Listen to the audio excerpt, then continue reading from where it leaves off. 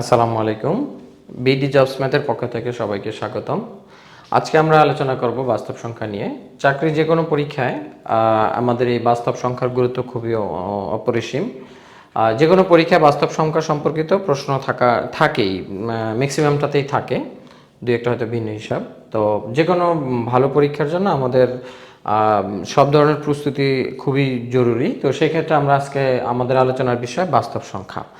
তো বাস্তব সংখ্যা প্রথমে আমরা দেখব যে বাস্তব সংখ্যা আমাদের কোন কোন পরীক্ষায় এসেছে। আমি কিছু প্রশ্নের এখানে নিয়ে আসছি যে বাস্তব সংখ্যা সম্পর্কিত কিছু প্রশ্ন আছে যে আমাদের সেকেন্ডারি এডুকেশন ইনভেস্টমেন্ট প্রোগ্রামে আসছে যে এক কোন ধরনের সংখ্যা, তারপর 12তম নিবন্ধন পরীক্ষায় আসছে যে 7√3 কোন ধরনের সংখ্যা, নিচের কোনটি মৌলিক সংখ্যা, নিচের কোন ক্রমজোড়টি সহমৌলিক, তারপর 7 মৌলিক সংখ্যা তবে √7 কী ধরনের সংখ্যা, 1 থেকে 100 পর্যন্ত কতটি মৌলিক সংখ্যা রয়েছে, মূলদ সংখ্যার সেটকে কী দ্বারা প্রকাশ করা হয়, নিচের কোনটি অমূলদ সংখ্যা, নিচের কোনটি অমূলদ সংখ্যা। তো এই হলো আমাদের বাস্তব সংখ্যা নিয়ে বিভিন্ন প্রশ্ন থাকে। বাস্তব সংখ্যা নিয়ে বিভিন্ন যে পরীক্ষায় প্রশ্ন হয় এরকম হাজার হাজার প্রশ্ন আসে, মাত্র আমি কিছু অঙ্ক এখানে দেখিয়েছি। তো প্রথমে আমরা আলোচনা করব বাস্তব সংখ্যা প্রকার নিয়ে। আমার এই ভিডিওটি যদি আপনারা সবাই একদম প্রথম থেকে শেষ পর্যন্ত দেখেন, বাস্তব সংখ্যা নিয়ে কারো কোনো প্রবলেম থাকবে না।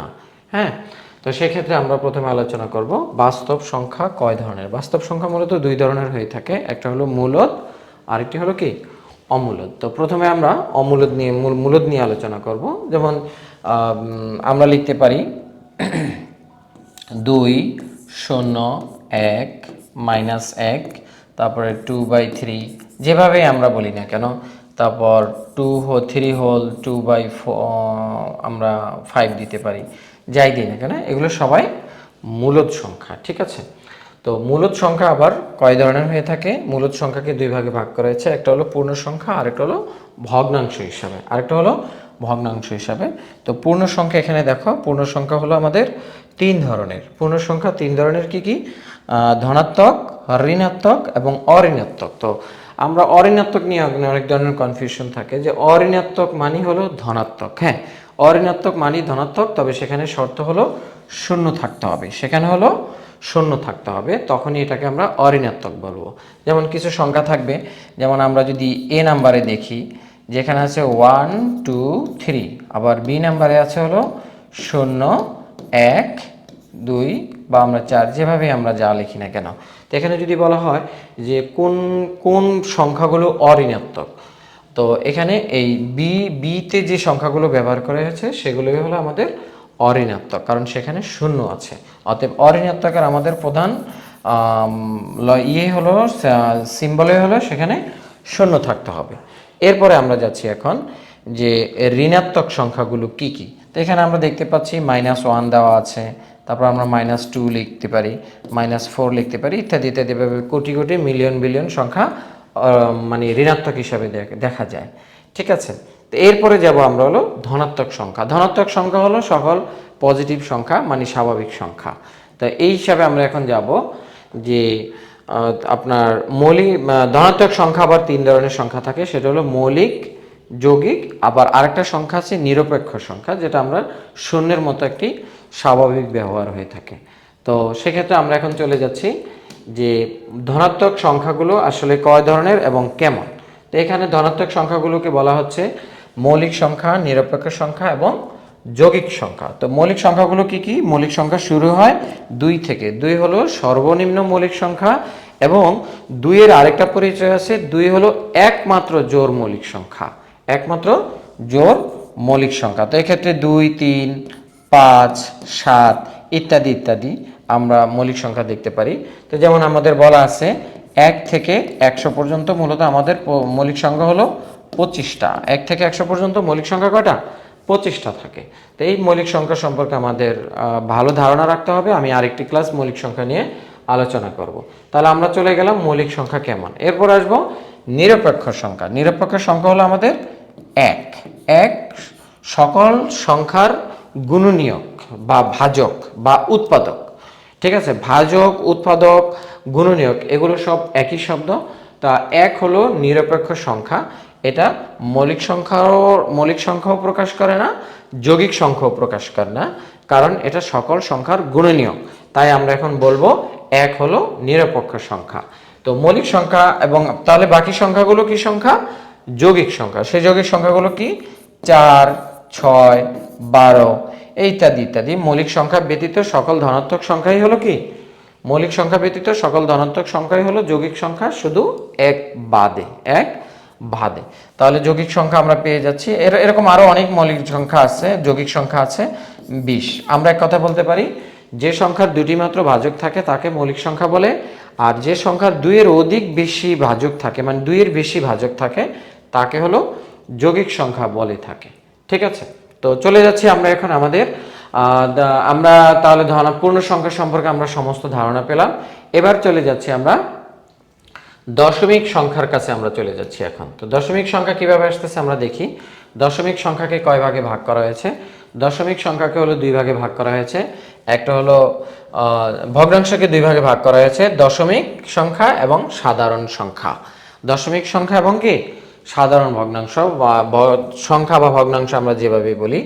তো দশমিক এখানে সসীম বলা হচ্ছে। সসীম কি রকম হয়ে থাকে? যে আমরা যদি বলি 3.45, যেমন এটার উত্তর এরকমই হবে। আবার আমি যদি এখানে দেখাতে যাই যে সসীমটা আমরা কিভাবে বুঝি, যেমন আমরা যদি 3কে 4 দিয়ে ভাগ দিই তাহলে এর উত্তর আসবে আমাদের 0.75। এর মানটা কিন্তু সসীম, মানে এক জায়গায় গিয়ে সে স্টপ হয়ে যাবে, এক জায়গায় গিয়ে কি স্টপ হয়ে যাবে। আবার আসে অসীম আবৃত। এখানে আমরা যদি আরেকটু করে দেখাই, আমি এখানে কিছু চার্ট এভাবে দেখিয়েছি এখানে, যে অসীম আবৃত আর অসীম অনাবৃত। ঠিক আছে, এই দুইটার ভিতরে একটা সুন্দর পার্থক্য আছে। এটুকু এই জিনিসগুলো নিয়ে যারা ভালো বুঝতে পারবে তারাই আসলে সংখ্যা সম্পর্কিত সমস্যা নিয়ে কোনো সমস্যায় পড়বে না, কখনোই পড়বে না। তাহলে আমরা দশমিকের সসীম অংশ কোনটাকে বলবো? যার দশমিক মানটা নির্দিষ্ট, একসময় গিয়ে এটা ভাগফল শেষ হয়ে যাবে। আর আরেকটাতে আছে যেটা শেষ হবে না। যেমন আমি যদি কিছুক্ষণ আগে দেখিয়েছে, যেমন আমি যদি আপনার 1কে যদি 8 দিয়ে ভাগ দেই তাহলে এর দশমিক মান কিন্তু সসীম, 1, 2, 5 গিয়ে শেষ হয়ে যাবে। কিন্তু আমি যদি 2কে যদি 3 দিয়ে ভাগ দিই, এর মান দেখবেন আসতেই থাকবে, আসতেই থাকবে, আসতেই থাকবে। তাই এটাকে বলা হয় অসীম আবৃত। এটাকে বলা হয় কি? অসীম আবৃত, মানে এর মান শেষ নেই, আসতেই থাকবে, আসতেই থাকবে। অতএব এই অবস্থায় আমরা এটাকে পৌনঃপুনিক ব্যবহার করে আমরা এটাকে স্টপ করে দিতে হয়। যেমন যেই মানটা শুধু আসতেই থাকে, আসতেই থাকে, তখন এটাকে হলো এই পৌনঃপুনিক চিহ্ন দিয়ে হলো আমাদের এটাকে বন্ধ করে দিতে হয়। তাহলে আমরা বুঝে গেলাম যে অসীম আবৃত সংখ্যাটা কেমন। ঠিক আছে, অসীম আবৃত কেমন, সসীম সংখ্যাটা কেমন। সসীম হলো যে দশমিক মান এর নির্দিষ্ট, আর অসীম আবৃত হলো এর মান চলতেই থাকবে এবং একই সংখ্যার বারবার পুনরাবৃত্তি হতে থাকবে। একই সংখ্যার বারবার কি পুনরাবৃত্তি হবে। তো যেহেতু আমি অসীম আবৃত্তি নিয়ে আলোচনা করেছি, আমরা এটাকে একটু স্কিপ করে আমরা চলে যাব অসীম অনাবৃত সংখ্যা। অসীম অনাবৃত সংখ্যা, যেমন আমি যদি আপনি ক্যালকুলেটরে করেন আর যেভাবে করেন, যেমন √2 এর যদি একটা ক্যালকুলেটরে মান বের করে দেখবেন এর মান এই দশমিকের পর এভাবে আসতেই আছে, এর মানের কোনো শেষ নেই, মানে এবং এটার মতো কোনো সংখ্যার পুনরাবৃত্তি ঘটবে না। এই যে আমি যে সংখ্যাগুলো দেখেছি পুনরাবৃত্তি ঘটবে না, এর মানগুলো শুধু বারবার ব্যতিক্রমভাবে আসতেই থাকবে। ব্যতিক্রমভাবে আসাটাকে বলা হয় অসীম অনাবৃত, আর একইভাবে আসাটাকে বলা হয় অসীম আবৃত। ঠিক আছে, আবৃত মানে বারবার ফ্রিকোয়েন্টলি সেম ওয়েতে একবার আসতে থাকবে, আর অনাবৃত মানে ফ্রিকোয়েন্টলি আর আসবে না। ঠিক আছে, অতএব আমরা এখন অসীম অনাবৃত সংখ্যা সম্পর্কে জানছি। যেমন যে কোনো মৌলিক সংখ্যার বর্গমূলই হলো আমাদের অসীম অনাবৃত সংখ্যা। এছাড়া আমাদের আরো কিছু আছে, মান আছে। যেমনটা আমি যদি এখানে বলতে যাই যে আর কোন কোন সংখ্যাকে অসীম অনাবৃত সংখ্যা বলা হয়, যেমন আমরা পাইয়ের মান জানি। পাইয়ের মান হলো 3.1416 এবং এর আরো অনেক কোটি কোটি নাম্বার আসতেই থাকবে, এক একটা এক একভাবে আসতে থাকবে, কোনো পুনরাবৃত্তি ঘটবে না। অর্থাৎ পাইও একটি অসীম অনাবৃত দশমিকের ভিতরে পড়ে। এরপর আমরা অয়লারের ইতে যদি চলে যাই, ই এর মানও কিন্তু একটি অসীম অনাবৃত সংখ্যা, যেটাকে আমরা অমূলদ সংখ্যা বলি। ঠিক আছে, এরা সবাই অমূলদ সংখ্যার অন্তর্ভুক্ত। যেমন 2 পয়েন্ট, এটা আসবে আমাদের 7182 এরকম মান দেখবেন যে আসতেই থাকবে ই এর মান। তাহলে পাই এর মান, পাই একটি অমূলদ সংখ্যা, ই একটি অমূলদ সংখ্যা যাদের মান হলো এরকম। এই যে এক একটা এক একভাবে আসতেই আছে, তাই এটাকে আমরা বলি অসীম অনাবৃত সংখ্যা মানে অমূলদ সংখ্যা। এরপরে চলে যাচ্ছি আমরা সাধারণ ভগ্নাংশের দিকে চলে যাই। তো সাধারণ ভগ্নাংশ আমরা প্রকৃত ভগ্নাংশ জানি যার লব ছোট থাকে এবং হর বড় থাকে, ঠিক আছে, হর বড় থাকবে, এই অবস্থায় আমরা এটাকে প্রকৃত ভগ্নাংশ বলি।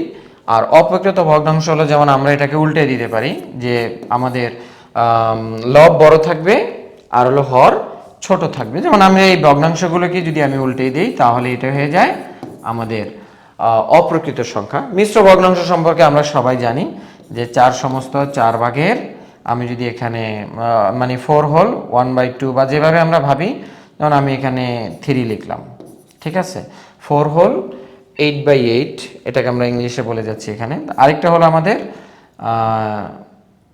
মিশ্র ভগ্নাংশ নিয়ে আমাদের এত কিছু বলার নাই, মিশ্র ভগ্নাংশ সম্পর্কে আমাদের সবারই ধারণা আছে। তাহলে আজকের চার্টগুলো আমরা আসলে কিভাবে কমপ্লিট করলাম, আমার ভিডিওর কোনো অংশ যদি আপনারা যদি না বুঝে থাকেন তাহলে পজ করে বা একটু ব্যাকে গিয়ে আবার দেখে নেবেন, কথাগুলো বারবার লক্ষ্য রাখবেন, তাহলেই কিন্তু আমাদের এই মানগুলো মানে বের হয়ে আসবে। এছাড়া আরও কিছু সিমটম আছে, যেমন আমি এখানে বলে যাচ্ছি যে এখানে বলা আছে যে মূলদ সংখ্যার সেটকে আমরা কিউ দ্বারা প্রকাশ করি, মূলদ সংখ্যার সেটকে আমরা কিউ দ্বারা প্রকাশ করি, ঠিক আছে। এরপরে আমাদের পূর্ণ সংখ্যার সেটকে হলো আমরা জেড দ্বারা প্রকাশ করি, পূর্ণ সংখ্যার জেডকে হলো আমরা জেড দ্বারা প্রকাশ করে থাকি। এবং স্বাভাবিক সংখ্যার যেটা স্বাভাবিক সংখ্যার ধনাত্মক সংখ্যার আমাদের যে ইয়েটা আছে, সিমটমটা আছে, সেটাকে আমরা এন দ্বারা প্রকাশ করি। এই সিমটমের এগুলো কিন্তু পরীক্ষায় আসে, হ্যাঁ। যেমন অয়লারের মানকে আমরা ই বলা হয়, হ্যাঁ, অয়লারকে আমরা ই দ্বারা দেখানো হয়, কারণ এটা তার নামটা এইভাবেই শুরু হয়েছে। তাই আমরা এই জিনিসগুলো সম্পর্কে ভালো ধারণা রাখবো। তো আমার আজকের এই ভিডিওতে আমি যে বিষয়গুলো নিয়ে আলোচনা করেছি, বাস্তব সংখ্যা নিয়ে আর কারো কোনো প্রবলেম আছে বলে বা আমি সেটা মনে করি না বা থাকবেও না। তো মূলদ সংখ্যা মূলত আমি আরেকবার বলে যাচ্ছি, মূলদ সংখ্যা হলো যে সংখ্যাকে একটি ভগ্নাংশ আকারে প্রকাশ করা যায়, একটি ভগ্নাংশ আকারে প্রকাশ করা যায়। আপনি যে কোনো সংখ্যাকে এই অমূলদ ছাড়া যে কোনো সংখ্যাকে আমরা সংখ্যাকে